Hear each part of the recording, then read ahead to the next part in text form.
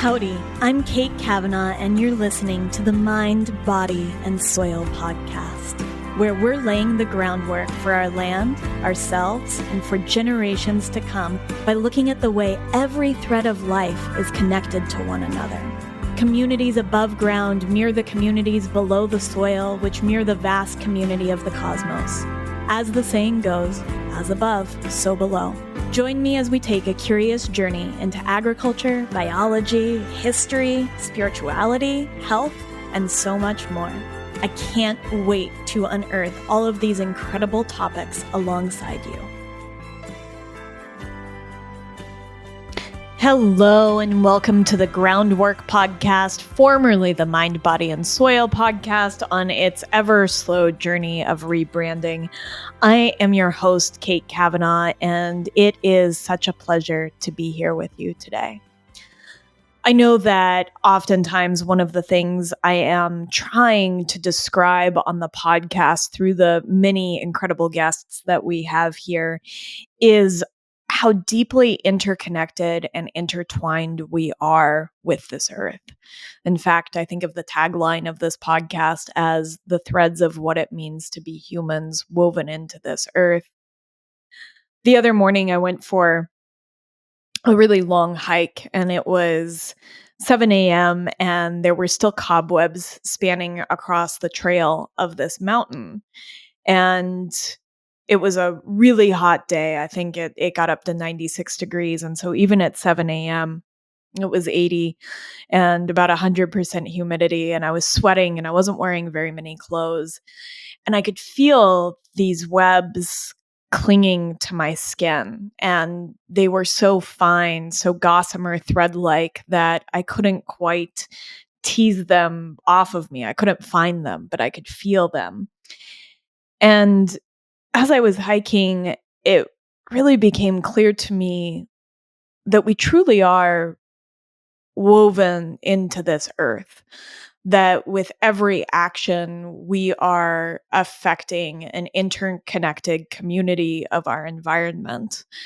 And so not only are we the woven being affected, right, by the plants and animals in our vicinity. I know you've heard me say this, that the carbon dioxide that we breathe out, plant tissues take up.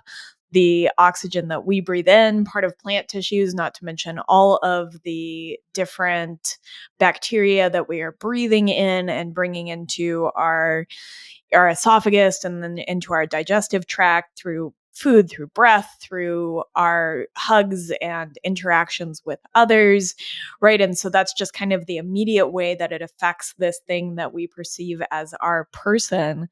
But those effects just keep spanning outwards, spiraling outwards, and getting bigger. And one of the things I noticed as I went on this hike is that we are both the woven in and the weavers. We are the woven and the weavers. And I'm always trying to find different ways of illustrating that complexity and interconnectedness on the podcast. And I think we tugged at a lot of the microbiome bits with Alana Collin, whose book 10% Human is fantastic. We've pulled at it with Fred Provenza and Andreas Weber, who really first alerted me to that oxygen carbon dioxide tissue exchange. And I think that today's guest is going to really pull this together in a really big way of how Earth's interconnected cycles are constantly happening. And we explored some of this around the ocean with guest Helen Chersky. And today's guest is Ferris Jabr. And Ferris's incredible book, Becoming Earth: How Our Planet Came to Life, is out today, June 25th. And it is amazing. And I'm going to pull just this little piece from the book where Ferris says, historically, evolution has been depicted as linear and branching, like a tree, or cross-linked, like a web.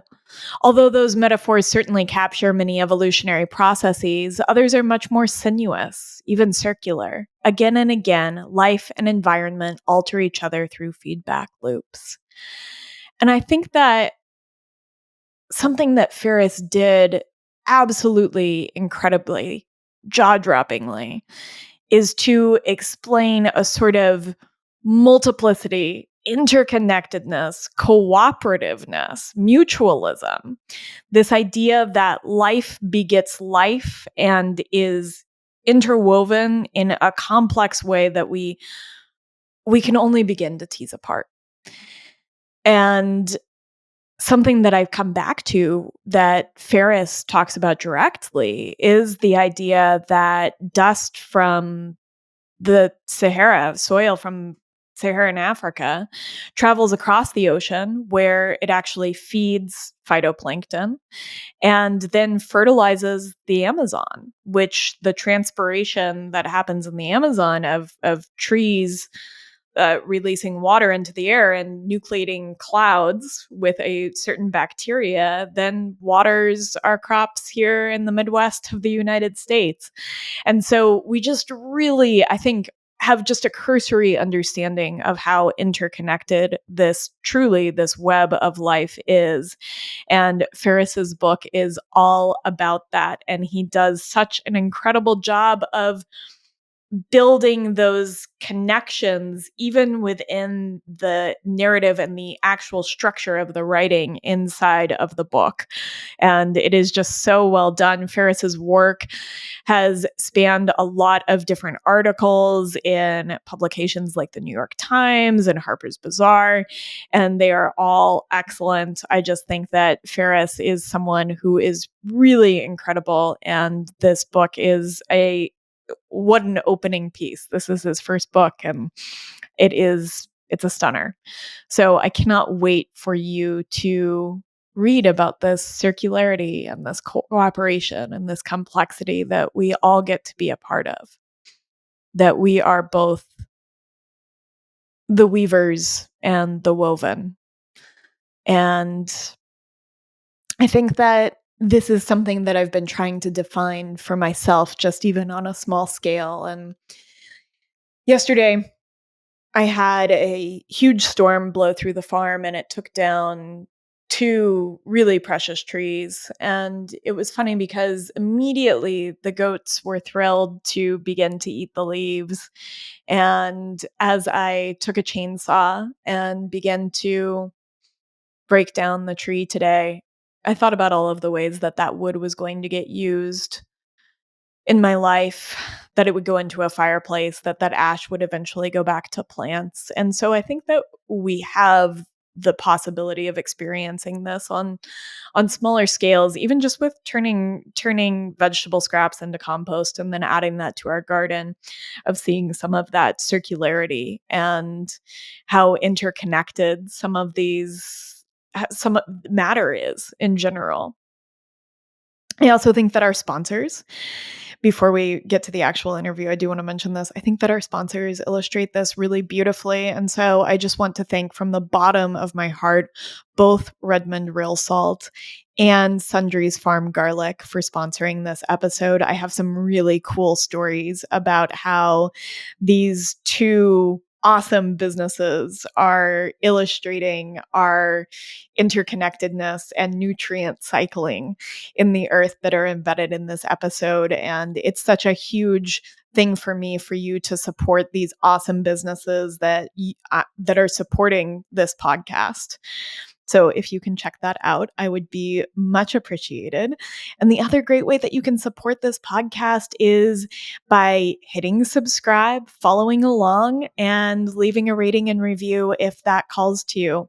And I always offer that if you leave a review of the podcast on Apple Podcasts and just shoot me a DM with a picture of it, then I'll shoot you some snail mail if you send me your address. And it's always such a pleasure to really get to connect offline. And I've been having a lot of great conversations, both in letter format and in DMs, about recent podcast episodes. And I just want you to know it's always such a delight to connect here. And I just want to read one recent review. I really want to thank Jan Y for this incredibly generous review and for seeing me. It feels really good to be seen. It's always my goal that my guests on this show be seen, and to have those tables turned felt really special. So this is from Jan Y. I've been listening to this podcast since its very first episode, and while I often will tire of a podcast and move on after several months, Kate's collection of interviews has continued to draw me back. I love the tireless exploration of connection through the varied lenses of the guests hosted. I love the fact that Kate brings so many elements of her unique life experience into her conversations. I love the attention given to the intimate reality of what it means to be human and inevitably be in relationship with the world that cradles us. I finish every episode with quotes scribbled in my notebook, titles added to my reading list, and a brain abuzz with new insights into living the life I have to the fullest. Which is to say, I suppose, that every episode brings a huge dose, not just of intriguing information, but also of hope. And in an environment where information is so frequently used to distance each one of us from our own humanity, traversing so many different topics while still maintaining a sense of steadfastly clear-eyed hope is indeed a gift. That review brought me to tears, and I'm really grateful that you feel that way. It is my hope to bring hope to this space and a sense of connection and joy. So thank you, Jan, so much. And without further ado, and on that beautiful note, let us jump into this episode with Ferris Jabr, whose book, Becoming Earth: How Our Planet Came to Life, is out today. I thought we might start through the lens of your garden. I so enjoyed, I was just telling you that I so enjoyed getting to read not just Becoming Earth, but getting to read so much of your work. And it's an extensive and wonderful body of work in terms of essays prior to this. And I was really struck by your garden. And I think a lot of us find a sense of care and connection through experience. And I think I'm curious where your interest in the interconnected and interwoven fabric of life on Earth came from, and to kind of tease that out through the lens of the garden. And I think that's also great because you talk about Earth like a garden, which hopefully I'm going to pull in here in a second. Yeah, absolutely. I mean, I fell for gardening from a really young age. Just this, idea and process of nurturing other living things. I mean, I was obsessed with animals and plants and life in general, from such a young age that I honestly, when people ask me why, I can't really explain it. It's almost more like an instinct, than anything else. And so I attempted my first garden when I was about 11 or 12 in California, suburban California, and I was mostly growing edible things, carrots and radishes and herbs and such. But the process of seeding and nurturing and watching and seeing such enormous development in a relatively short span of time, I really fell for that. And then it was something like, gosh, more than 2 decades since I had the chance to actually garden properly again. Because after leaving home for college, I didn't live anywhere where I had my own garden. I didn't really have access to many gardens. I tried to do community gardening and I never got a space, And then it wasn't until 3 years ago that my partner Ryan and I bought this house that we live in now in Portland, Oregon. And I finally had, a bit of land to work for the first time. When we moved in, it was just derelict lawn. This house is a fairly new construction. And what I learned over time is that they had basically tried to kind of fleece over this construction site with just a thin frock of, the type of sod you just kind of roll out and into place. Yep. And the soil beneath it was not in a great shape. And so we knew we wanted to get rid of the grass and, establish a much more diverse kind of community. And so that was our first task, was to get rid of all of the grass. And that's when I kind of really discovered that the soil underneath there it was dry, it was full of gravel and rubble. It was not that sort of rich cocoa color you want in really fertile soil. Yeah. And as you were saying, so one of the chapters in the book is all about the history and future of soils through the lens of my garden. And that's when I got really obsessed with what is soil actually, and what do I do when you don't have great soil? Like, how do you bring soil back to life? How do you nurture the soil ecosystem? What does that really mean? So sorry, that's kind of a long rambling answer, No, don't but be sorry. yeah, but that's my sort of my gardening journey. And we now have a garden we have a little wildlife pond, we have a rockery, we have a bunch of drought tolerant perennials, we have some raised beds for herbs and veggies, a wildflower meadow, a couple shade gardens. I can't help but buy way too many different kinds of plants and just see what works and try out different things. So we have a crazy number of different species and cultivars, and we're slowly learning over time what works really well for this particular microclimate. And your soil has changed. Yes, it has. Yeah. So I did a few, amateur home tests to kind of get a better idea of what the soil was like. We dug some ditches here and there to test drainage. I did a few of those lab tests where you actually pack up some soil and ship it off to a lab, and they send you back just some basic results like nitrogen, phosphorus levels, potassium. I did a little bit of microscopy where I tried to get a sense of the microorganism community in the soil, which was more challenging than I was hoping. But I did find, I found like some tardigrades and other micro creatures in the soil and foliage and stuff around here.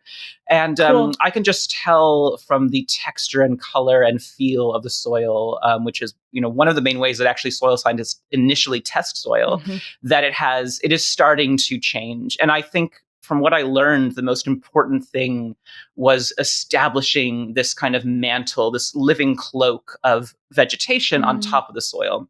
Because I used to think of soil as just sort of a substance or medium that you kind of plunge things into and stuff grows out of it. But now I see it as its own living entity, its own living system. And what it really requires, what it's co-evolved to need, is protection and partnership with plants. So if you can give, malnourished soil a bunch of healthy plants, their roots become these incredible havens for microbes and fungi. They start weaving these new networks underground. And then on top, you have this protective cloak or mantle of vegetation. And that really helps protect the soil from the elements, because even a raindrop from a soil particles perspective is devastating. It's like the asteroid strike that killed the dinosaurs, right? Like, it's going to smash it to pieces. Yeah, exactly. So I think that was the single biggest good change that we made, was getting in a whole bunch of different types of perennials and other, long-lived plants that have their root systems and their foliage there with the soil. Hello, everyone. I hope you're enjoying this interview with Ferris Jabr for his new book, Becoming Earth. I admit, I've spent a fair amount of time thinking about how nutrients cycle through deep time as part of the earth and water, part of the tissues of plant and animal bodies, that then decay and go to the earth again through geologic cycles large and small. Today's sponsor, Redmond Real Salt, always connects me to the processes of deep time. I know you're like, how could salt do that? But hang on. Redmond was once the site of the ancient Sundance Sea in Utah during the Jurassic period. Over the millennia, the waters evaporated from the sea, leaving behind a deposit of salt and minerals encapsulated in volcanic ash that eventually weathered into bentonite clay. The minerals in the salt were perhaps once stardust, dinosaurs, ancient fish, and plankton, and now make some of the best tasting salt in the world. At least that's how I like to imagine it. And the bentonite clay that covered it is one of my favorite fixes everything remedies, or as they call it at Redmond, clay of 1,000 uses, and it is. They're both products as simple as they are curious: salt and clay made by time. I use Redmond Real Salt for my table salt and their incredible hydration powder to fuel my long hikes and even longer research stints for this podcast. Those 60 plus trace minerals, once part of a living sea, then part of a living earth, and now part of my daily life, have become a touchstone for how interconnected we are with this planet. I use the bentonite clay to connect me back to the earth with face masks and wound care for the animals. You can get 15% off Redmond Real Salt products using the code MindBodySoil_15 for 15% off Redmond Real Salt products by going to redmond.life or clicking the link in the show notes. Again, that's the code MindBodySoil_15 for 15% off when you go to redmond.life or hit the link in the show notes. Let's get back to the interview. I love you starting with this because I think that what you just said is so salient that there's this relationship, first of all, that you developed with the garden and with the soil, but also this relationship between soil and plants, and that's mutually beneficial. And the relationship of all of those microorganisms that are in the soil, and something like 1 billion microorganisms per teaspoon, something absolutely wild. And also, sort of our preconceived notions of what soil or dirt might be. And I think that one of the things that I loved in Becoming Earth was that you formed these layers of relationships and interconnections and interpenetrations of life flowing in and out of one another in such a beautiful way. And I think that it really speaks to something. And to stick with the garden, I'm going to pull this quote, and then maybe we can talk a little bit about that interconnectivity and this idea of earth as a system of these relationships and how it's functioning. But I have this quote from you that I loved, and you were talking a little bit about sort of the idea of the fall and the mythology of coming out of Eden and things like that. But you go on to say, but for the great majority of its history, Earth was nothing like the relative paradise our species and so many others have enjoyed. And far from being passive, Earth and its constituent creatures are agents in their own evolution. Earth is a garden that sowed itself, nurtured itself, and through sentient life forms eventually became aware of itself. A communal garden in whose creation and maintenance every member participates, consciously or not. Like many gardens, Earth has endured catastrophes over which it had no control. Like many gardeners, Earth's creatures have inadvertently undermined the very system on which they depend, sometimes pushing it to the brink of collapse. On the whole, life and environment, garden and gardeners, have co-evolved relationships that favor mutual persistence. These reciprocal bonds have made Earth amazingly resilient over spans of time so vast we cannot properly comprehend them. And so I wondered if we might go into some of those relationships and interconnectivity as Earth as a system and in the foreground, very much in the picture, not as Marcia Bjornerund would say, a sort of backdrop for our endeavors, but a part of them. Yeah, I think that is such an important point that you've brought up, is that we tend to think of the environment, including the planet as a whole, as the backdrop, right? And we are the Yeah. main actors on the stage. We are where the action is happening. And even living things like plants are kind of this, foliar backdrop behind us. Even though they, of course, have their own incredibly dynamic lives. And so a huge part of the book is to kind of flip that thinking and recognize, firstly, that the supposed boundaries between life and environment are much more porous and much blurrier than they are typically thought to be. That the boundaries between individual and community are likewise extremely porous. And that the planet as a whole can be thought of as a single integrated physical system in which all the living and non-living components, fit together and must be considered as a whole, not just as individual pieces. And in that sense, there is a story to be told, that the Earth itself has its own story, right? As an integrated whole. And, I've touched on this, I guess, in various things that I've written, but traditionally, there's been a lot of focus on individuality and competition in the life Yeah. sciences because that is so essential to Darwinian theory. Yeah. And to suggest this other thinking, it's not at all to say, oh, Darwin was wrong and everything he got everything wrong and blah blah blah. No, like it's more about expanding, going beyond the traditional strict Darwinian ideas, because yes, individuality, competition, reproduction, natural selection, those are the fundamentals of evolution by natural selection and how we understand Darwinian evolution. But there's a lot more than that happening in biology. And I think for quite a while now, many scientists have been arguing for this expansion of our modern, understanding of evolution. And things like symbiosis are so crucial to that, because there is, in addition to conflict, there's so much partnership and alliance and reciprocity in nature. And we need to account for all of those things simultaneously, not just focus on one or the other. We love to just focus on one or the other. We love these sort of cartoonish depictions of nature as perfectly harmonious, or also these like hard-nosed, cold-eyed depictions of, nature red in tooth and claw. And clearly, it's the multiplicity of it all, right? Like all of this is happening at the same time. And that's kind of confusing and thrilling, I think. It's challenging to take all of that on at the same time. But that is really the truth of it. Not just one or the other. So, a lot of the book is concerned with this field called Earth System Science, which I don't think it's had its moment in the public spotlight yet. Like there's certain scientific ideas that break through to public consciousness in a huge way. Like I think a lot of people know what a black hole is, probably in large part because of Stephen Hawking's work. I think a lot of people have heard of Richard Dawkins and the selfish gene because that was such a cultural touchstone.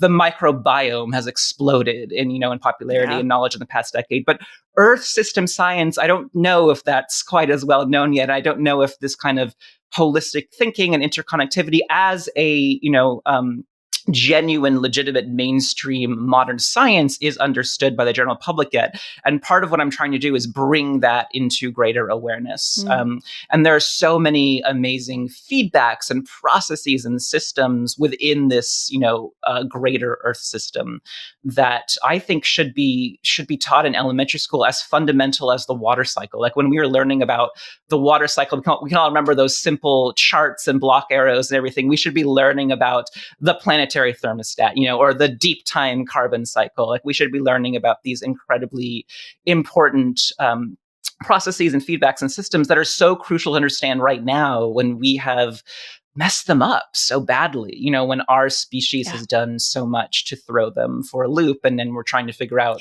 how to rapidly, fix that, how to make amends for what we've done. Speaking of volcanic soils, or were we speaking of the beautiful nutrient cycling of this earth? Either way, I want to share with you Sundries Farm seed and culinary garlic.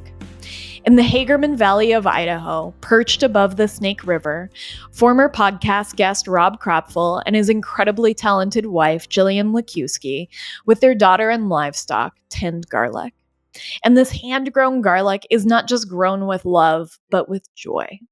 In a recent letter, Jillian remarked, "I'm not afraid to love life and to talk about it because I know identifying the beauty in everything, expressing joy and giving thanks makes the world a better place." I just love that so much I had to include it. Would you believe me if I told you that you can taste that in their garlic? Their grit and love and joy? Because you can. Hard and soft neck varietals from Enchilium Red to Nootka Rose and Persian Star are certified white rot free and grown with no chemical fertilizers, just blood meal, fish emulsion, and kelp. Garlic that is of the earth and for the earth. You can find their culinary garlic in both soft and hard neck grab bags and buy it in bulk and store it for the rest of the year to add punch and spice and earth to your meals. Just go to sundriesfarm.com. That's SUNDRIESFARM.com to pre-order seed and culinary garlic for the year with shipping beginning in September. No code needed. Just have your hankering for some incredible hand-grown garlic ready and in action. I'm always interested in, I think in order to sort of understand where we are at this point in time, there's something to be said for understanding, number one, how we got here and some of those mechanisms in action. And I love that you're putting Earth systems in the public view. And I think that you do this throughout all of your work. And I think a lot of it speaks to little pieces of that as you navigate the idea of cooperation and this sort of a very different, I think I've thought a lot about, and we've talked a little bit about on the podcast, how a lot of Darwinian natural selection, sexual selection is couched in the terms of competition, and also, and you speak to this in your article on beauty, in sort of these economic terms that were popular at the time, and so much was going on in that sort of later 19th century that sort of there was a lot of crossover in how we were thinking about Earth and ourselves and economics and industrialization and all of these different pieces. And to bring that back into focus, certainly through the book and also through, I think, just thematically in your work, an idea of cooperation, an idea of letting go of anthropocentrism and really focusing on the wonders and the marvels of all the life around us, and how it's sort of interconnected. And I pulled this from your article on forests where you were speaking with Suzanne Simard. And talking about her work. And you said by searching for hints of interdependence in the forest floor, she had inadvertently provoked one of the oldest and most intense debates in biology. Is cooperation as central to evolution as competition? And I think that what you said, that Earth is it's not black or white, it's complexity. We can't reduce it to a single metric. We can't say it's rid of tooth and claw. We can't say that it's this sort of haven and paradise. It is just everything wrapped in complexity and relationship. And the book is just stunning at illustrating that. Thank you. Yeah.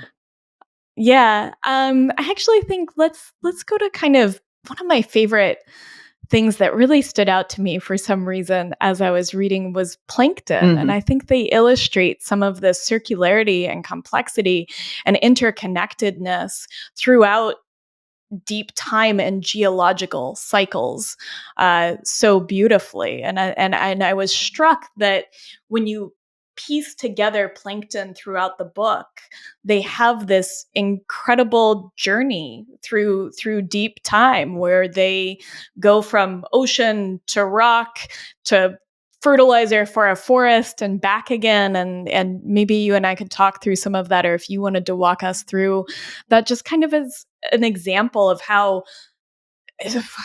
jaw-droppingly interconnected all of this is. Yes, I think that's the perfect phrase for it. It really is jaw-dropping interconnection, and like that chapter on plankton is kind of my ode to them because they are just so endlessly fascinating and amazing. I mean, it is truly mind-blowing.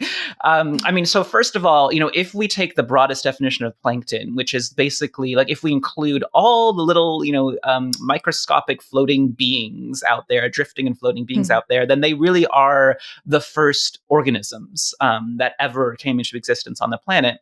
That we think the first organisms were these ocean-dwelling microbes, most likely. And so, today, plankton now encompass a much larger variety of species, going through these fascinating, little-known, often single-celled creatures like coccolithophores and diatoms and radiolarians, and they create these amazing microskeletons and shells for themselves that architecturally and sculpturally are like just as astounding, if not more so, than any, conch or incredible large structure seashell you've ever seen. These are the kinds of forms that Ernst Haeckel was obsessed with and meticulously illustrated in his beloved illustrations. And then there's even things like tiny crustaceans, the larvae of fish and crabs, and all the way up to certain types of jellyfish, giant jellyfish that are technically considered plankton because they mostly drift. They're mostly moved around by the currents, even though they do move on their own as well. And plankton as you say, they are intimately entwined with many of the planet's geological processes in truly astonishing ways.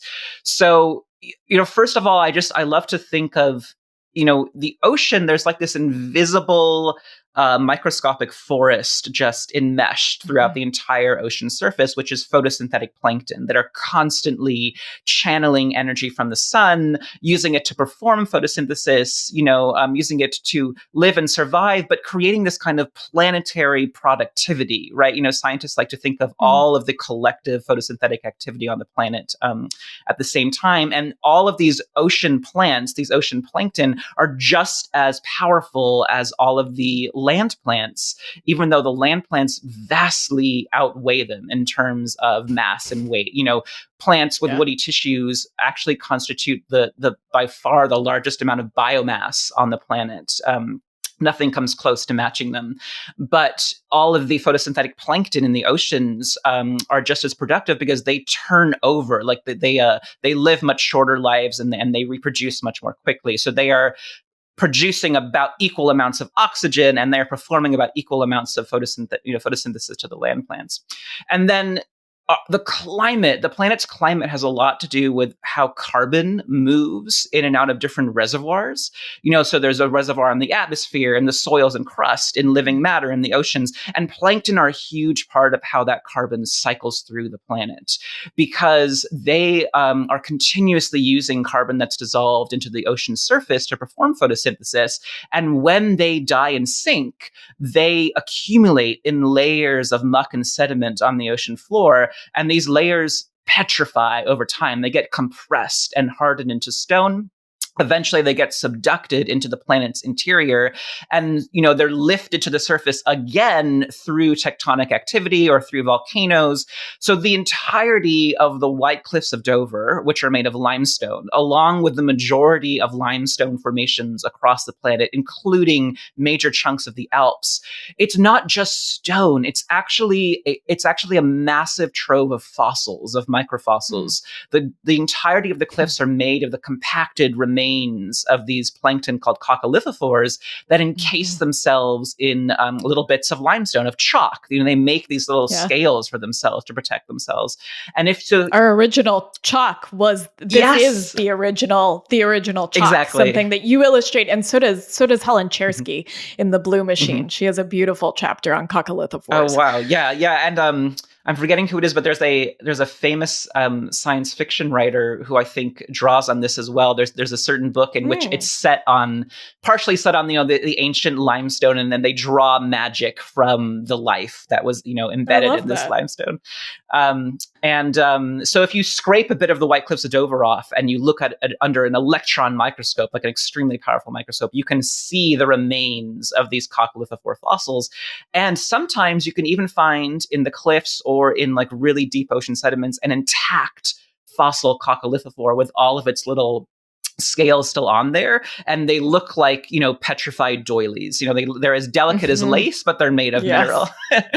And then so as you were saying, and then also there's dust that blows across continents and fertilizes the Amazon rainforest. It comes mostly from Africa, and where it's coming from is basically an ancient lake. It is it's now desert, but it was once a vast lake, and at the bottom of this lake are still tons of these fossilized plankton, and their skeletons get swept up into the atmosphere. They become dust. They travel across the ocean. They fertilize the Amazon, bringing it nitrogen and phosphorus and such that it depends on.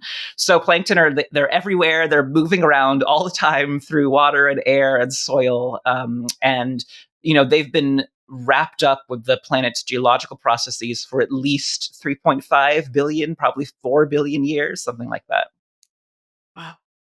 I just thought I thought that this was stunning, and just their role in kind of everything, that they seemed to be everywhere, that they were part of fertilization, part of a massive amount of the photosynthesis that happens here on Earth, that they were part of the creation of an atmosphere richer in oxygen, perhaps to begin with, that they were chalk, that they show up in materials that we ended up flint napping, that they keep nutrient ratios in the ocean and pH levels balanced, and then once they reach the Amazon, because you travel to the Amazon, that it is their fertilization of the Amazon rainforest that allows that incredible organism and ecosystem to transpire and nucleate clouds with bacteria, which you also illustrate beautifully in the book, that eventually, in conjunction with ocean systems, become weather systems that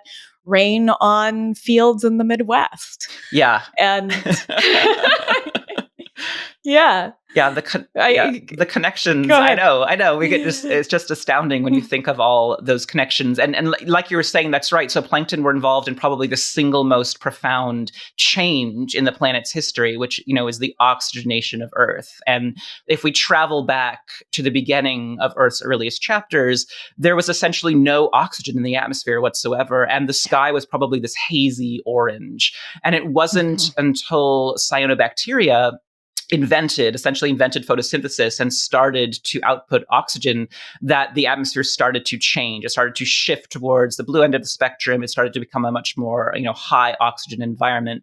And that radically changed not just the atmosphere, but the entire planet. Because, for example, more than half of the mineral species that we have on Earth today could not exist without a high oxygen environment. And Earth has more than 5,000 mineral species, which is vastly more than any other planetary body we've ever discovered. And life is responsible for most of that diversity. And then, of course, without oxygen, you cannot have fire, right? So before we had an oxygen-rich environment, and before plants were on land, there were no wildfires. And if there was no possibility of fire, human history basically would not have happened, or it would have looked extremely different. We would never have been able to harness fire. We would never have broken the energetic limitations that are on non-cooking animals. And we never would have gotten to the cultural or technological sophistication that we eventually achieved. So it's just like, and then like you were saying, plankton were even part of the tools that our ancestors used, because it's not just limestone. That was new to me. I know, it's crazy. So it's not just limestone, but other types of rock and stone are primarily made from the fossilized remains of plankton and other microscopic life, including the types of stone that we napped into some of the earliest stone hammers and arrows and such. And so, although our ancestors didn't know it, they were crafting and working with the ghosts and skeletons of long dead plankton that made this particularly type of sharp, hard, nappable material.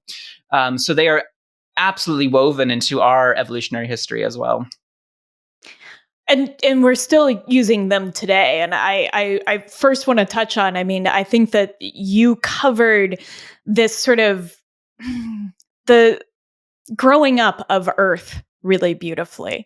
And you touched on, Marcia Bjornerund, who I mentioned in talking about foregrounding Earth, has a beautiful thought that we often kind of put everything Precambrian as just like something that we just kind of ignored. It wasn't as interesting, but it composes a massive amount of Earth itself and that history. And it really is amazing, because it created the really delicate conditions for these ingredients of life, and just like you said of fire, that there's a very narrow range in which this works as beautifully as it does. Too much oxygen and a single spark is going to light everything on fire, and too little and it's too easy to smother. And so we're right in this zone in so many different spaces, not just fire, for this perfect ingredient where you have, and you talked really well about this. I actually pulled this quote from, I don't know, are you familiar with Fridtjof Capra? He wrote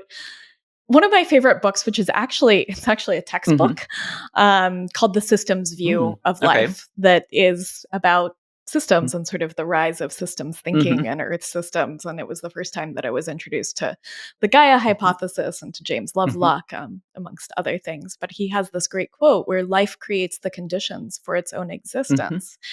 that it's through these relationships between environment and organisms and all of this complexity that arises. Plankton being fascinating. Sorry, my microphone just No, fell. don't be.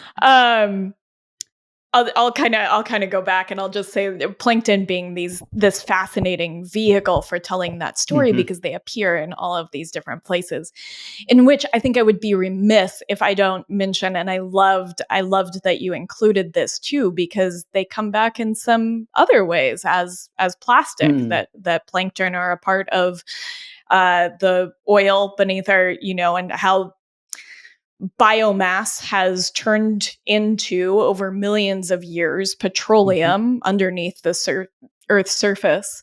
And you had this great sentence that I love, of this sort of what I would call a sort of Tim Morton-esque weird circularity, which is microplastics then are a kind of necromancy, long dead plankton resurrected, exploited, and eventually discarded in their former home, where they are fated to become ecological imposters, tormenting their living descendants and disrupting the planet's vital rhythms. And so they make an appearance too in these synthetic polymers that we call plastic, that are very much changing the planet as well. Yeah, that really astounded and perturbed me deeply when I realized that's really what was happening. Because I think a lot of people hear the term fossil fuels and we think it's like, oh, because they're so old or something, and we don't fully realize that fossil fuels are the remains of ancient life. That this is that's why they're called fossil fuels. It's ancient life, and like you were saying, a lot of it is this photosynthetic planktonic matter that has been fossilized and turned into oil over vast spans of time, and we are bringing back this life to the surface and then combusting it and putting it back in the atmosphere when it's supposed to be sequestered underground for eons from our perspective. Eons, and turning it into polymers as well. And I would be remiss. Václav Smil, have you ever read any of? Yeah, has a statistic where he says it's about 40 acres of biomass that is represented in a single gallon of gasoline. And so this is, I just want to put a sort of largesse on how much formally living matter this represents. Exactly. It's like, just to take our car around the block, we have to like stuff it with rainforests and whales, the equivalent of rainforests and whales and elephants in terms of biomass, just to keep it going. Which really makes you see gas in a different way. Totally different. and then, like you were saying, then plastic is basically another form of fossil fuels. Like, that's another way that we use fossil fuels, because like the essential ingredient of plastic is petroleum. That's like its raw material. And then this crazy necromancy that happens when we create all these microplastics and plastic pollution, and the plastic breaks down and breaks down and breaks down. And that's something scientists seem to be learning, is that it seems to almost never fully go away. It just becomes smaller and smaller and smaller. So you end up with these microscopic plastic entities, just polluting the ocean. And they're kind of behaving in ways that are eerily resemblant to actual living plankton, right? Like, they're kind of moving through the same cycles. They're clogging up some of these processes. Other organisms are trying to eat them, either deliberately or inadvertently, as they would plankton. And they're becoming sort of a massive perturbation of the ocean carbon cycle. These microplastics are accumulating in sediments as well, and we don't really fully understand what that's going to do. No. Yeah. So the mystery and the potential consequences there is really chilling to think about that. Think about those. Yeah. The cyclic nature of it all, and like once you've released something to the Earth system, it's gonna get wrapped up in everything else. You can't just call it back. And that's been the immense problem with plastic pollution, is that short of stopping all plastic production, like, how do you actually solve this problem? Like, how do you actually recover all this plastic and prevent it from getting into, the Earth system in the first place? And I think it's our failure to recognize ourselves as part of the Earth system, to this delusion that we can somehow be separate from it, that we can use all this technology and make all these materials and just kind of dump them here, bury them there. And then there won't be any consequence for that, when obviously there is, these massive ecological repercussions. Yes, and I think that when you begin to put these systems, when you begin to put this systems thinking and Earth as a system, and people become more aware of that, I think you start to feel as though you are a part of that interconnected system, and to better understand that there is this reciprocal effect that is happening, this constant conversation. And I want to get into to how we're a part of it, but first I really do want to kind of dive into the idea that life creates the Hmm. conditions for its own existence, because I think that sort of sets us up for this double-sided coin of awe and Hmm. horror at the oh, at what we've done, and also at what is possible and what has happened throughout time. Um, and I kept coming back to this idea that life creates the conditions for in its own existence, and that you kept coming back to this idea that there's a quote: life emerged from, is made of, and returns to earth, Hmm. that there is this reciprocity. Another little quote that you had was: historically, evolution has been depicted as linear and branching like a tree, or cross-linked like a web.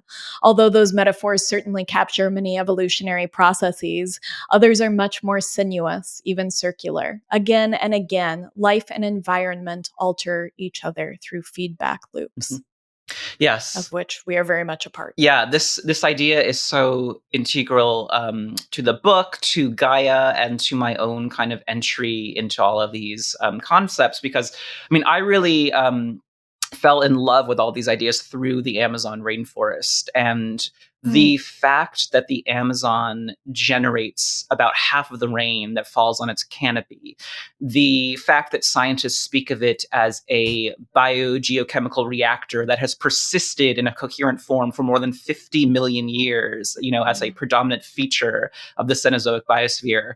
The idea of the Amazon as a garden that is essentially watering itself to some extent, all of that just completely enraptured me. And I just became obsessed with this question of how else is life changing, influencing, improving in some cases its environment on a massive scale, not just locally, here and there, but on the scale of a continent or indeed the entire planet. And so, it began with me understanding that it's not just a simple matter of trees and plants pulling water from the soil and releasing water to the atmosphere. It's a lot more than is going on. So essentially, the forest is breathing out this complex of organic detritus and biological particles in addition to the water. So there are these complex gaseous compounds that plants are releasing all the time, that salts they're releasing, pollen, fungal spores, bits and pieces of insect shells, bits and pieces of fur and scales. They all get swept up into the atmosphere. And it's the combination of all of that water vapor plus all of the minute particles on which the vapor can condense that creates the ideal conditions for rain. And that's why this happens in incredibly densely vegetated areas like the Amazon. And so understanding that, and that what the Amazon is doing is, as you say, it is not just receiving rain. It is not just taking advantage of the conditions that preexisted. It is amplifying those conditions. It is literally amplifying the conditions to which it is already suited. So it's like the chicken and egg, rain and rainforest. Like, which came first? Like Mm. they're so interconnected, it's almost impossible to pull them apart at this point. And so, learning that completely changed the way I think about the relationship between life and earth. And over time, I think one of the biggest revelations for me is that we need to stop thinking of life as residing on earth or inhabiting earth, Mm. and rather Mhm. think of life as a literal extension of earth. It is literally a physical outgrowth of the planet. And I like to make the analogy of, imagine a Mm. vast beach and these sandcastles and other incredibly complex structures and sculptures spontaneously emerge from the sand. Now, just because they've attained a higher level of complexity and organization doesn't mean they're no longer made of sand or they're no longer part of the beach, right? They're still literally the Mm. beach. And I think it's the same way with life and earth. Life is Mm. literally coming out of and remains made of and returns to earth. I've come to think of all of the stuff we call life as earth animated. It's literally the matter of the planet that has come to life. It has become animated. And for me, that was a huge change in, and speaking to what you were talking about is, thinking of the environment as the backdrop. So, getting away from that, realizing that no, it is literally the stuff of the earth that has come to life. What we call life is the planet, and so once you kind of properly accept that, all of those like for me, those boundaries have just kind of dissolved. Like I think of all of us now as animate earth. That's just what we are. I think too, and I want to pull this in too, because one of the things that you did very well throughout the book is that as life gets more complex, as we move from single-celled organisms to something that's multicellular, and these outgrowths of Earth, this Earth animate becomes more and more complex. It also offers the opportunity for more and more relationships and reciprocity and cooperation to form, which I think only serves to increase its complexity. And so I loved that there was not just, and I love this, I'm going to be thinking about this for a while, this earth made animate, this outgrowth of earth, but also the complexity and possibility of all the interrelationships and coevolution and complexity between those outgrowths. Yes, absolutely. There's this idea within earth sciences and life sciences and the juncture of the two that we really do see the planet becoming more complex and more habitable over time. It's not that life universally and always improves its environment and planet. Sometimes life makes changes that are severely detrimental. Like it's thought that the oxidation of Earth involved a massive extinction potentially because so many organisms were not adapted to high oxygen environment. And then, of course, there's us and everything that we've done. But there, if you look at the big picture, like the really big trends, you do see this increasing complexity and habitability of the planet when complex multicellular life comes into the picture and forms these relationships with microbial partners. When the complex life is involving in the mesh of these much older, smaller organisms, you then get these emergent effects and changes that allow for even more diversity to pile on top of that. And so it is this like concatenated, compacted effect of increasing diversity and complexity, which becomes resilience. Because when you have high diversity, you cannot wipe it all out with just one type of onslaught. It's going to take something really big, or it's going to take a lot of really small things to truly annihilate everything. And I think we see that resilience throughout Earth history is because at least 5 times something has happened that has winnowed the biodiversity at the time to just a fraction of what existed. And yet each time Earth has resprouted and arguably become even more diverse and complex and resilient than it was before.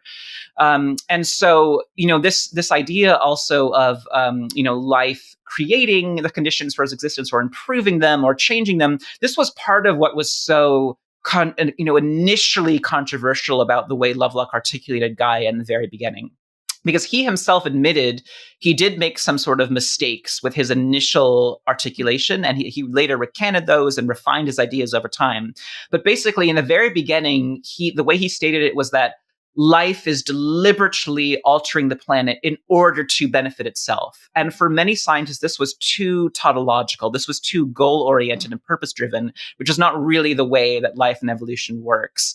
What he later clarified that what he meant is that together, life and environment, when they are co-evolving over great spans of time, they sort of discover or converge upon these processes, relationships, rhythms that tend to favor their mutual persistence. So it's not like, life is holding some council and all of the living beings, like we're going to, make these changes to ensure that we have a habitable planet.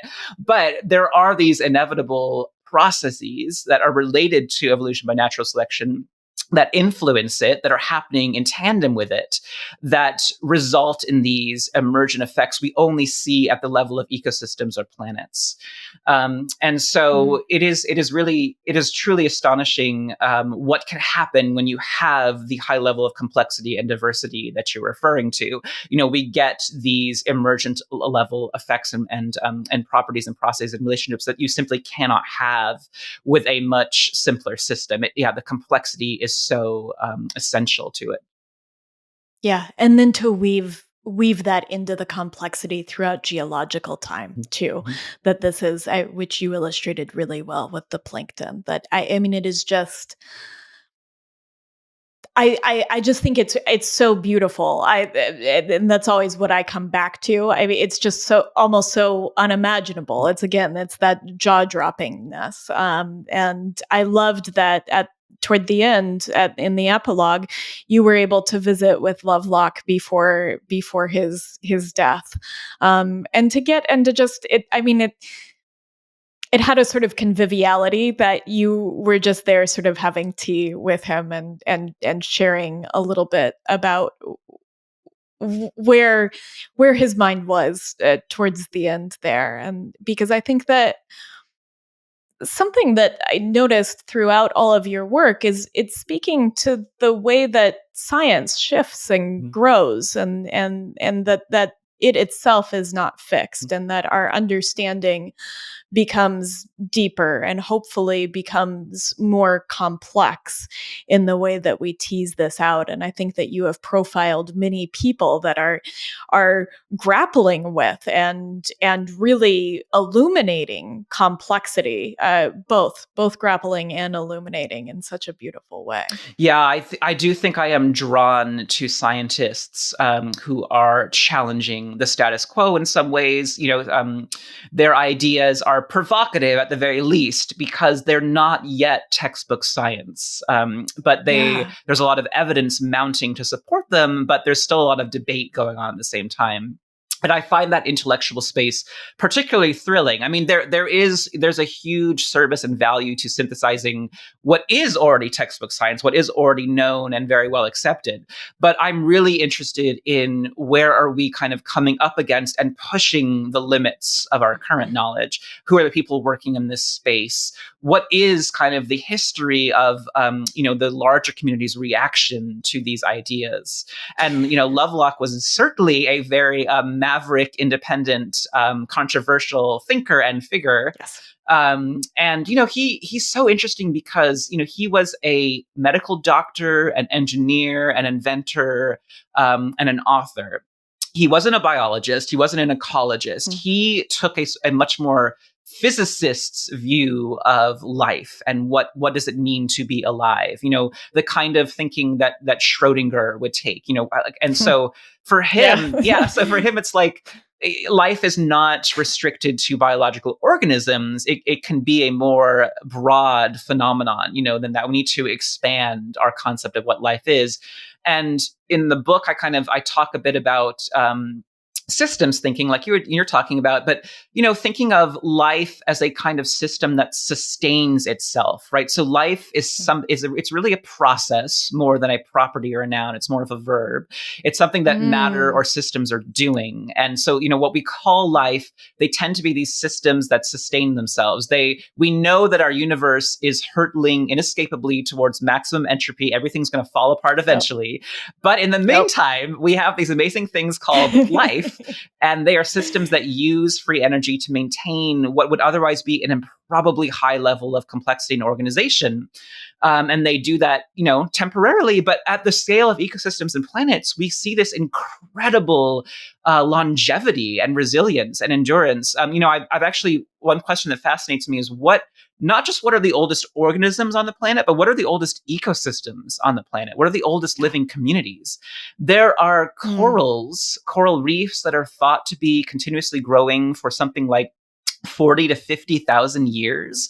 There are seagrass meadows that may be like Wow. 200,000 years old. And then, as we were talking about, the Amazon has existed, for tens of millions of years potentially. So what does longevity and lifespan and endurance and persistence Mm. mean at the scale of an ecosystem or a continent or a planet, as opposed to just individual organisms? Because we're always so focused on the individual, right? And then the Yeah. organismic. But if we go to the much larger scale, we see potential and a kind of resilience that you simply cannot achieve on the level of the individual. Mm. I've never considered that. I'm sorry, I was just pausing and thinking Yeah. about that. You love the rainforest. I love the prairie. I grew up in the Mhm. prairie, and that is my ecosystem of choice, my favorite Mhm. ecosystem. Um, and it has such a long and varied and incredibly impactful history in terms of carbon cycles Mhm. and everything that it contains, and the coevolution of some of those grasses and the ruminants that it supports and that in turn support them. Right. Um, and I just love that, to consider that, like, life on the timeline of an ecosystem, and what is the oldest Yeah. ecosystem. I think that's really beautiful, because I love anything that breaks up our idea of time. I think that in being humans, we're very attached to a human Mhm. time Mhm. scale. I think you even had an article about how different animals Mhm.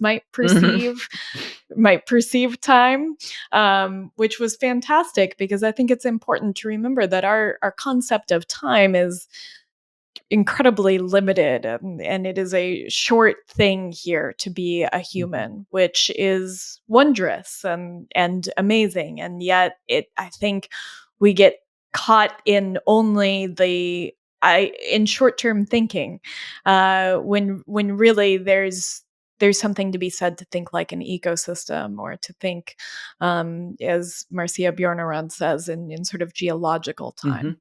Yeah, it's fascinating to think of our cognition, our brains are these incredibly complex systems, yet they're only subsystems within this much larger Earth system.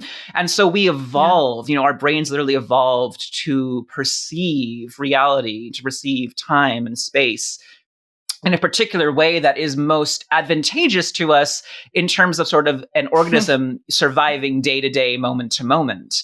But it's like, but now we have this incredible self awareness and this desire and capacity to understand, or to try to understand, the Earth system and, the Earth's story, which is many billions of years long. But it's so like there's this gap, that we're constantly trying Ah. to paper over, because it's like, how do we go from being individual organisms that live a century or so at most each, to understanding a living entity that has spanned 4 billion years of history. I mean, we don't even like there, we're not even like the dinosaurs. The reign of the dinosaurs was eclipses the entirety of human history, even going back to our earliest human ancestors. Like we are so brief compared to so much else so far.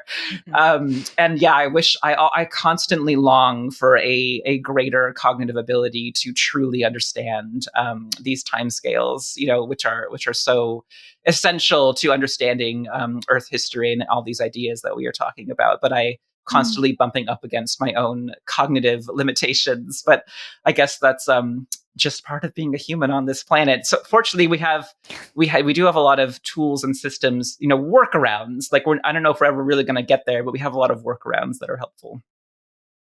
Yeah, and I think to speak to, your work and what you had said, to be sort of on that edge that hasn't been fully codified, some of the science that hasn't been fully codified into textbooks, and you do a really good job of sort of balancing perspectives within it, and sort of that tension within communities. But I think in that same way of pushing an edge, pushing a boundary, I think pushing our ability to at least try to wrap our minds around deep Mhm. time and different time scales and its implications for Earth. I actually think that what you've done in the book is one of the best ways to do that, because you form this idea of, instead of trying to understand time as a strictly linear process of a sort of linear evolution of geological time throughout Earth, time becomes interwoven in all of the relationships and cycles that are bringing some circularity to time, that we can touch deep time when we hold a piece of true chalk. And most chalk is not true chalk anymore, but we are actually interacting with that cycle on the level of a relationship. And I think our human minds, maybe, and I mean, I'm just thinking about this now. It's easier to understand that at the level of a relationship to chalk, or to see dust blow across the Atlantic and fertilize the rainforest from ancient bodies of plankton. That suddenly makes it real. Yeah, I'm so glad you picked up on this notion of cycles and rhythms, because one of the biggest challenges for any author, and I think particularly for nonfiction writers whose books do not have a single narrative character or narrative through line, is structure. Like, how do you give this, how do you give this book, this work, a framework, and a structure and a skeleton? And so, the most straightforward way to tell Earth's story is linear chronology, like just start at the beginning and go to where we are now. And that's been done many, many times. And I knew that for this book, I did not want to do that for a number of reasons. First of all, it's not just a straight geological history, nor is it simply the history of life. It's trying to merge those two things, right? It's trying to show the coevolution of life and the planet, and it's trying to show the two have changed each other, and it's trying to show where, the intersection of biology and geology. And then secondly, I wanted, because cycles and rhythms are so fundamental to Earth and to the Earth system, I wanted to give the book some sort of a sense of rhythm, of waves as you're moving through. And so the structure I settled on, so I used the three main spheres of the planet, the lithosphere, the atmosphere, the hydrosphere, or rock, air, and water, as I call them, to divide the book into three sections. And then within each of those, we kind of follow the same evolutionary arc, where we're starting with the simplest, oldest, earliest organisms, the microbes. Then we move to the more complex stuff like animals, plants, and fungi. And then we look at the most recent changes by our species in the last few centuries, the last few millennia. And we kind of repeat that evolutionary wave within each section. And I was hoping it would give the text and the book, kind of this feeling of rhythm and cycle, and that it's not just, like you were saying, it's not just a straight linear timeline that we're looking at. There's so many loops and feedbacks happening, and like what happens now is directly related to what happened before, and will affect what happens later, and you just can't get away from that kind of looping circular relationship.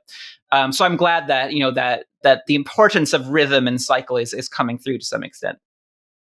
It came through beautifully, and I've actually thought a lot. I read mostly nonfiction, and I've thought a lot about, for my own sake, perhaps someday, a lot of the different ways that you can tell a story, and what it means to not have that anchor of a more central figure. You do a really good job of anchoring all of your articles within sort of a sort of central character or figure. But I also felt that there was a bit of an anchor of this foregrounded Earth throughout it as the character, but it does speak really beautifully to cycles, and the book absolutely has a rhythm that feels tangible, and it does sort of bend your mind to time. I'm thinking about Ted Chiang's work too. Suddenly, I don't I know love if you've Ted ever Chiang. read He's a genius. yeah, yeah. So I had to throw that in there too, because that also has that, where you're trying to bend things in a way that they are very much, it is a cycle. I want to put us back in that cycle. I want to put humans back in it for a moment. And I think that something I loved about your work, and a lot of the work that I've been looking at lately, is looking at not having the anthropocentrism that is so rampant within all of our thinking. But at the same time, like you said, towards the end of each section, was kind of bringing humans and how we've changed it into it, Mm-hmm. because we are a part of this living fabric and these cycles, and we are perpetuating cycles that we can scarcely understand through that lens of deep time, especially because our dependence on fossil fuels has been relatively short in the scheme of things. We really only transitioned from photosynthetic energy of wood in the 1600s onto coal, and then into fossil fuels, and the creation of plastic is relatively Mm-hmm. new. Most materials were more of earth, even though plastic is of earth. It's a very different thing. And I know I sent you this ahead of time, but I kept coming back to Melanie Challenger's work when I was reading the book, and she has this wonderful quote at the beginning of How to Be Animal, where she said, "The world is now dominated by an animal that doesn't think it's an animal, and the future is being imagined by an animal that doesn't want to be an animal. This matters." And I just kept coming back to that, because we are a part of this fabric, and we are earth made solid. We are a part of this outgrowth. Yeah, that is a really profound notion, because I feel that resistance to being animal is so stubborn. It has been so entrenched in human history and human thought for so long. My parents didn't raise my siblings and I as any particular religion, but we had quite a bit of Christian influence when we were younger. We had a lot of friends who were Christians. And I went to a private Christian school for a couple years, and I, in the summers as a kid, would sometimes attend these like Christian youth summer camps. And I was like the nerdy animal obsessed kid at these camps, and I remember being like, I would love to just spout facts, and I was like, oh, like our closest relatives are the chimpanzees and the gorillas and blah blah. And one of the counselors was like really upset with me for saying that, because she was adamant that we were not Mhm. animals the way that other animals were. And I was Yeah. like, no, we definitely Yeah. are. Like, we're very closely related to all these um, great apes, and like we're part of the tree of life, and we're mammals. And but like it was this was a functioning adult who did not accept that we are Yeah. biological animals. Yeah. And I feel like and there's a long, long history to that. And so one of the central messages of the book is that life inevitably changes its environment, and all kinds of life are included in that. Like whether you're a microbe or a mammoth or a human or a bird, you will change your environment. And so there is something simultaneously humbling and empowering about that, I find. Yeah. It's humbling in that it's not unique to us. There's this mistaken notion that even intellectual luminaries have perpetuated, that humans are unique in being able to change the planet or the environment at a large scale, which is simply not true. I mean, if you look at Earth history, that's just simply not true. Like it's Yeah. bacteria and microbes and plants and fungi have made the most profound changes in the planet's history. Not Yes. and so, but it's also empowering in that some people refuse to believe that we have that power, that an organism could be so consequential and so influential. So if you have the power to make to harm the planet, you also have the power to help it. Like, in other words, once you have that planetary power, you have it, and it's how you want to use it. And so, as you're saying, at the end of each section, I look at what has our species in particular done, trying to put us in the context of this much larger co-evolutionary saga of life continually changing the planet over time.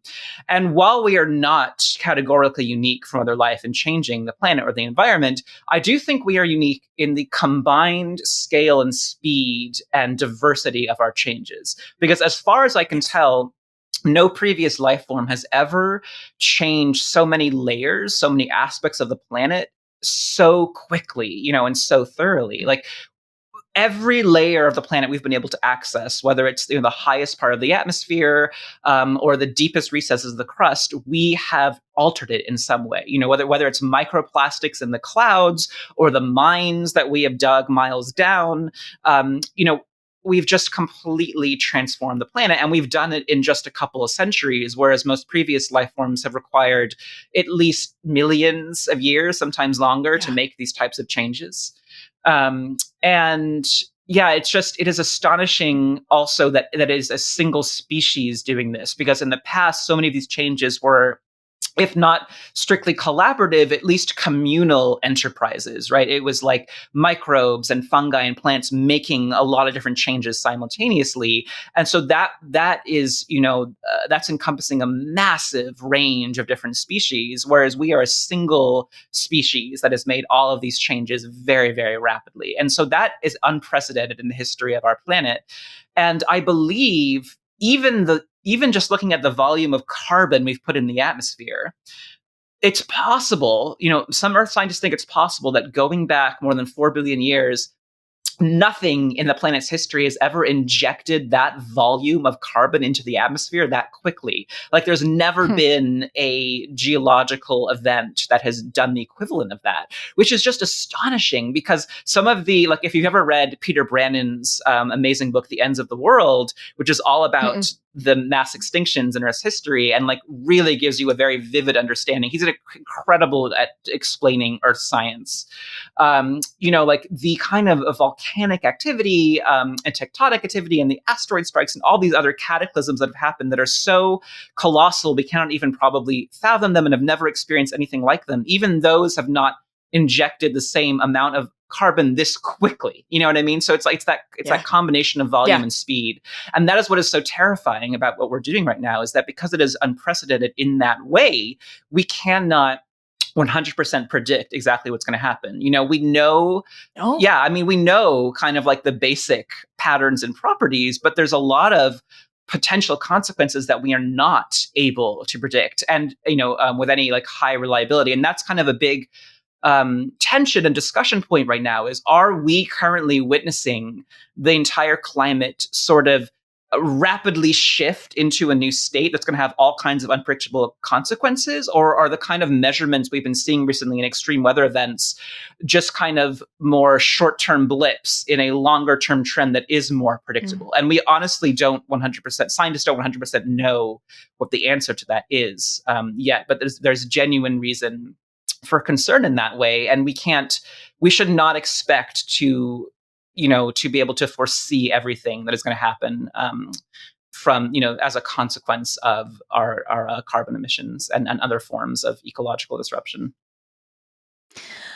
I think I hadn't heard that we have injected more carbon into the atmosphere more quickly than any geological event in the history of Earth, and that's really, it's incredibly sobering. And I think it's sobering because what the book speaks to is these cycles are so interconnected in a way that I honestly think we're just beginning to understand, that I don't think we could have the predictive capabilities, because these are affecting Earth systems on so many levels, from the micro to the macro.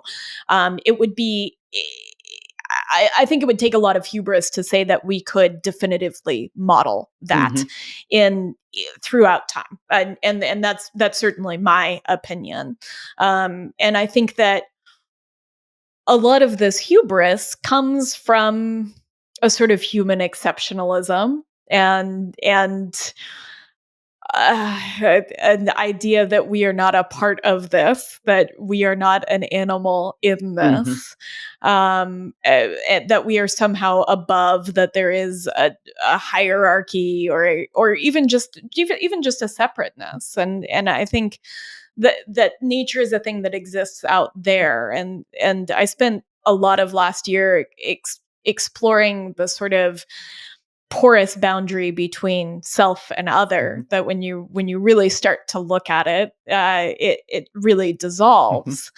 And I think you said something at the beginning of this interview that struck me. You said that your affinity for plants and animals as a child felt almost like an impulse. And I don't know if you know the work of Andreas Weber. He wrote a book called The Biology of Wonder and Matter and Desire and Erotic Ecology. But Andreas said something that really struck me in one of his works. And it's that as thorough as we are about cataloging developmental stages in children, the rolls over, holds their head up, whatever that is. We don't catalog the developmental stage where a child reaches out and is thrilled to and excited to touch a dog, a cat, a plant. And yet it is universal. And it is this sudden reaching out of oneself and recognizing self contained in and shaped by the interconnections and relationships of all the living beings, plant and animal, that we are a part of. Yeah, I want to kick that to you because I do think that this book puts us firmly in that. Yeah, I mean, everything you just said has spurred so many thoughts. I mean, firstly, I think so much of the history of science can be seen as a humbling of ourselves. Like there are these pairs of related ideas, like this idea that mind is somehow special or distinct from matter, right? Like this idea of dualism, Descartes' way of thinking. Sort of Descartes. Right, exactly. And for me, like that is so connected, so paralleled to the history of vitalism, this idea that life is similarly like this special force or essence, and that living things are imbued with like this special force, and that's what makes them alive. And both of those ideas have been dismantled, by modern empiricism over time. And we don't need to reach for these like special mystical explanations that it is all arising from matter and energy, even if we don't entirely understand, how exactly it's happening. Like we still cannot explain precisely how consciousness emerges from 3 pounds of electric jelly in our skulls. We still don't have a fundamental explanation for what, even if we put it in a blender. Yeah, exactly. Which I learned from you. Even if we make brain soup, we still can't explain it. And we still have a fundamental explanation for life. What precisely distinguishes life from non-life? Like what is the fundamental explanation? Not just a list of qualities that textbooks give us, but a proper, precise definition and explanation for the phenomenon of life. And then, of course, related to, humans as animals, as part of the earth, as just as much a product of evolution as any other living organism, as just as much, constrained by and interwoven into all of these earth systems and geological processes as anything else on this planet, getting rid of that false sense of exceptionalism. And then what you were just saying about reaching out, it immediately reminded me, first of all, of Ed Yong's latest book, An Immense World, which is all about thinking of other species, other creatures' sentience and their perceptions and experiences, and then in particular their sensory abilities. But I'm fascinated by thinking about how other living beings experience reality, experience the world. What are other ways not just of behaving and being in the world, but actually experiencing it, like the psychological experience of other creatures. And I do think, like thinking about it now retrospectively, I do think that was probably a big part of what drew me, in particular to other animals, was wanting to understand their subjective experiences. And it's got to be related. It's like an extension of theory of mind in human psychology, right? This fundamental human ability to understand that other people have their own perspectives and stop seeing everything just from your own perspective. And there's all these amazing videos and of psychologists testing this on kids. There is a point at which a kid understands that, oh, other people around me have their own perspectives on this same shared environment, and they may not know what I know, or I may not know what they know. And that's like a very fundamental development. And we know that only certain animals, well, as far as we know, have that ability as well. Like our great ape cousins can do this. They can understand that different individuals have different experiences. They can manipulate that. They can lie and deceive. So I think wanting to bridge yet again, bridging a gap, right? How do you bridge that gap of subjective experience? Like I'm fascinated by putting ourselves in the minds of other creatures, and even extending that, to thinking about different types of living entities. Like what is it valid to speak of an experience, a forest's experience of the world. And what would that even mean? How would that work? And yeah, just this kind of like, this exercise in extreme empathy of like pushing ourselves out beyond our supposed barriers into other living beings and entities and experiencing the world from their point of view, is endlessly fascinating to me. And I, now that I think about it, that probably was like a major seed for me for all of these kind of related interests. So thank you for helping me come to that understanding. It's my pleasure. It's my pleasure. I mean, I think that comes through so clearly in your work, whether you're looking at minds through the lens of brain soup, or you're looking at whales and prairie dogs and other cetaceans and octopuses and all of these different, corvids also lie. There's some really cool experiments that have been done in corvids, and ravens and magpies where they also lie. And so I think that it really comes through in your work. And then to look at a forest, various different forests, and to explore that. And I think that, yeah, it is really clear that there is a desire to understand a different perspective. And I think that, to come back to Melanie Challenger, one of the things that she says that I love is that one of our superpowers as human beings, because it's easy to talk about our hubris, I think, within the context of this conversation, or our destruction. But one of our superpowers is that affiliative love that we can have for other beings, for other entities, for other ecosystems, that we, she says that we repurpose the oxytocin from the mother-child bond into this affiliative love that is promiscuous and generous in a way that we are really capable of. And I think, to add to that, what you just said, that empathy is a part of that too, that our ability to put ourselves in another hoof or a fin or a mycelial network, that is a superpower. Yeah, it's in some ways the most thrilling form of travel, is to push oneself not into just new spaces, but radically new perspectives. And maybe in some ways, this, this explicitly holistic interdisciplinary thinking of the planet is the most like radical form of that, because beyond Earth so far, we have not found life anywhere else. So all right. Yeah. And maybe in some ways, this explicitly holistic interdisciplinary thinking of the planet is the most radical form of this empathy, pushing this empathy outwards, to experience new perspectives, because we haven't found life anywhere else, but we know that life permeates, basically every part of the planet we've been able to reach. And so to think of it all as an integrated whole, and the connections between it all, requires, a certain kind of empathy, I think, to go way beyond the individual to what is currently the highest known level or scale of life.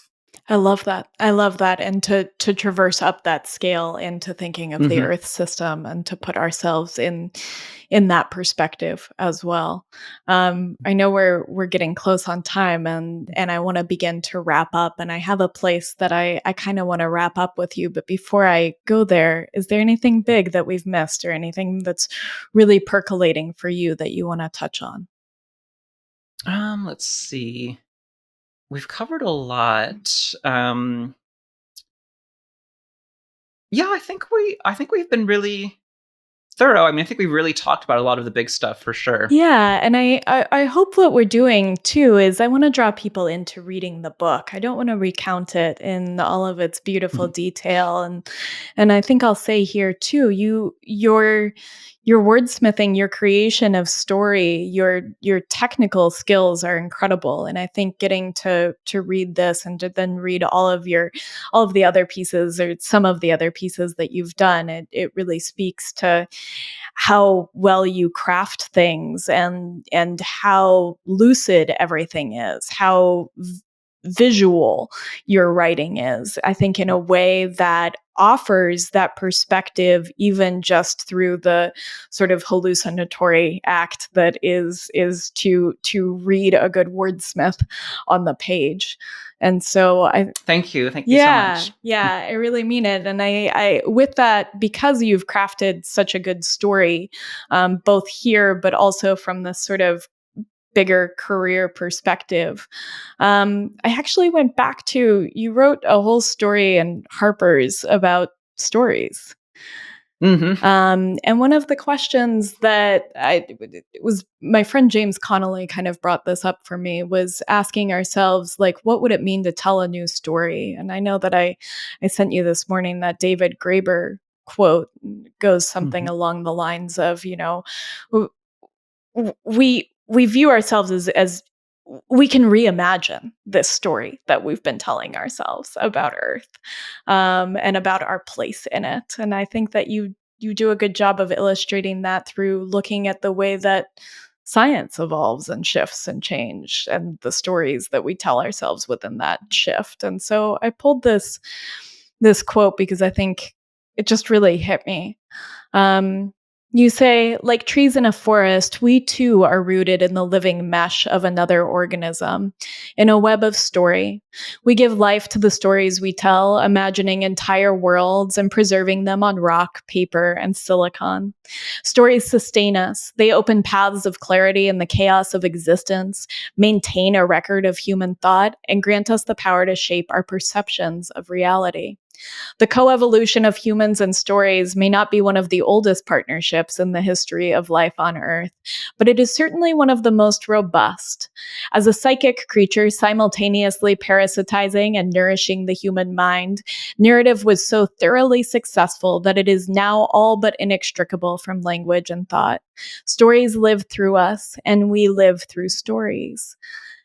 And I think what you've done with this story, with Becoming Earth, is to help us live through a different perspective, as we've kind of now established, and to maybe see that we're on the precipice of a point where we could reimagine a new story for what happens next within the context of these cycles. Mm-hmm.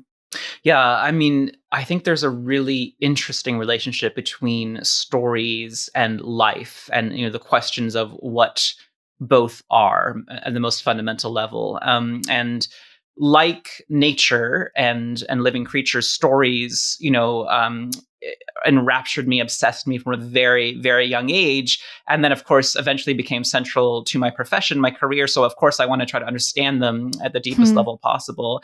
And I feel like there's the word story and the word narrative get misconstrued a lot in sort of our modern media landscape and political environment, where I feel like for a lot of people, narrative has become this dirty word almost, that they're making it synonymous with agenda or bias or prejudice, or a hidden motive. But I'm interested in thinking about narrative and story. And I feel like that perspective really obscures this, which is that we really need to think of narrative and story at a much more fundamental level as something that is essential to our cognition. It is essentially a way of thinking that we all depend on. It is not something that people just deliberately choose to do when they're trying to manipulate or deceive each other. It is literally embedded and meshed in our everyday language and thinking, and cognition. I feel like that's the truer way to recognize narrative and story. And I'm interested in that piece of thinking of what are the evolutionary origins of story, because that is so connected to so much else that we've been talking about. Because you need certain abilities. You need to be able to have a certain level of memory to hold events in your mind. But even more importantly, stories, much like life and ecology, are about connection, right? It's about making the connection between different events, different things that happen. That's really what a story is.